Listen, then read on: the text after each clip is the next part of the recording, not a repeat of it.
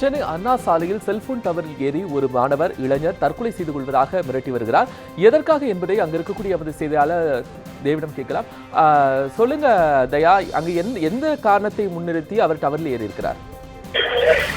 அதாவது கோபால் பாத்தீங்கன்னா, இப்போ நம்ம நின்றுட்டு இருக்கிறது சென்னை நுங்கம்பாக்கம் உள்ள ஜெமினி மேம்பாலத்துக்கு அருகில இருக்கிற ஒரு செல்போன் டவர் மேல.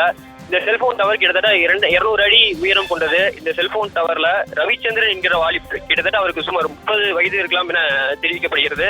இந்த நிலையில அவர் செல்போன் டவர் மேல 110 அடி உயரத்துல நின்றுட்டு இருக்காரு. கிட்டத்தட்ட அரை மணி நேர அளவுல அவர் வந்து தற்கொலைக்கு முயற்சி செஞ்சுட்டு வந்துட்டு இருக்காரு. அதாவது அரை மணி நேரமா கீழே டவர்ல இருந்து கீழே விழுந்து தற்கொலை பண்ணிக்க போறதா மிரட்டல் விடுத்துட்டு இருக்காரு. தீயணைப்பு வீரர்கள், அதாவது கிட்டத்தட்ட இதுவரைக்கும் 2 தீயணைப்பு வாகனங்கள் வந்து அவரை மீட்கிறதுக்கான முயற்சிகளை ஈடுபட்டு இருக்காங்க. ஆனா அவர் வந்து தீயணைப்பு வீரர்கள் கிட்ட பார்த்ததுமே அவர் வந்து தற்கொலைக்கு முயற்சி பண்றதா, அதுக்கு கீழே குதிக்க போறதா மிரட்டல் விடுத்துட்டு வர்றதுனால போலீசாரும் சரி தீயணைப்பு வீரர்களும் சரி இந்த அவரை மீட்கிறதுல ஒரு தேக்கமான நடவடிக்கை தான் இருக்கு. அதே நேரத்தில் அவர் வந்து தன்னோட தற்கொலைக்கு காரணமா ஒரு 10 அம்ச கோரிக்கைகளை வச்சிருக்காரு. அதாவது முக்கியமானதா பாத்தீங்கன்னா, இப்ப சமீபத்துல மோடி அறிவிச்ச 500,000 நோட்டுகளை தடை பண்றதா அறிவிச்சிருந்தாரு. இல்ல அதுக்கு தடையாவும் ஒரு கோரிக்கையும், இன்னொரு கோரிக்கையாக காவேரி பிரச்சனைகளை கண்டிப்பா மத்திய மாநில அரசுகள் பேசி தீர்க்கணும் அப்படிங்கிற ஒரு முக்கிய கோரிக்கையும் வச்சிருக்காரு. அதே நேரத்துல அடுத்த 3வது கோரிக்கையை பாத்தீங்கன்னா, அதாவது தமிழ்நாட்டில் இருக்கிற அனைத்து மதுக்கடைகளும் மூட வேண்டும் அப்படிங்கிற ஒரு கோரிக்கையும் முக்கிய அம்சமா வச்சிருக்காரு. இது மாதிரி வரிசையா ஒரு 10 கோரிக்கைகளை வச்சுதான் அவர் வந்து தற்கொலைக்கு முயற்சி பண்ணிக்கிட்டு இருக்காரு. கிட்டத்தட்ட பாத்தீங்கன்னா இப்ப 200 அடி செல்போன் டவர் கோபுரத்துல கிட்டத்தட்ட 110 அடி அளவுல நின்றுட்டு இருக்காரு. இது இந்த கொலை மிரட்டல் வந்து அரை மணி நேரம் அளவுல போயிட்டு இருக்கு. இப்ப பாத்தீங்கன்னா இது போன்ற நிலைமைகள் தான் இப்ப நீடிச்சிட்டு இருக்கு கோபால். தயானந்த், இந்த கொலை மிரட்டல் விடுத்திருக்கக்கூடிய அந்த இளைஞரினுடைய பின்னணி ஏதாவது தெரியுதா?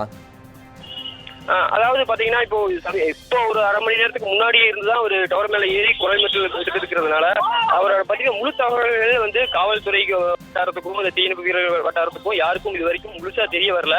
அவருடைய பேர் மட்டும்தான் இது வரைக்கும் தெரிய வந்திருக்கு. ரவிச்சந்திரன் என்கிற அவர் பேர் மட்டும்தான் தெரிய வந்திருக்கு. அதே நேரத்தில் அவருடைய வயதும் வந்து கிட்டத்தட்ட ஒரு இளைஞர் அப்படிங்கிறதுனால 30 வயது இருக்கலாம் என கணிக்கப்படுகிறது.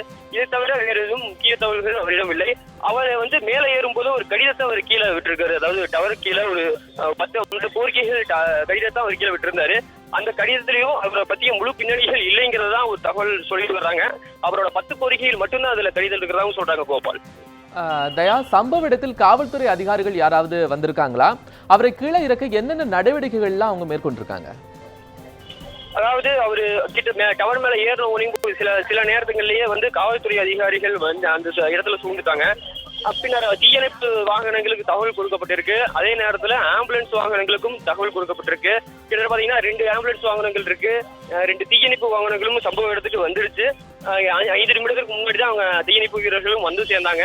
இந்நிலையில அவங்க தன்னோட கையிருப்பு வச்சிருக்கிற அந்த வலைகளை வந்து டவருக்கு கீழே சுத்தி வச்சிருக்காங்க. அதாவது அவர் கீழே விழுந்தா அடிபடாத வண்ணம் அவரை மீட்கும் முயற்சியா இந்த டவருக்கு கீழே வலைகளை பின்னிட்டு இருக்காங்க. இப்போ அந்த பணிகள் தான் போயிட்டு இருக்கு.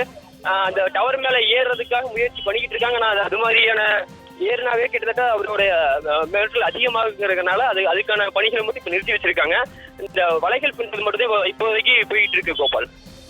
தயா, உங்களுடைய தகவல்களுக்கு நன்றி.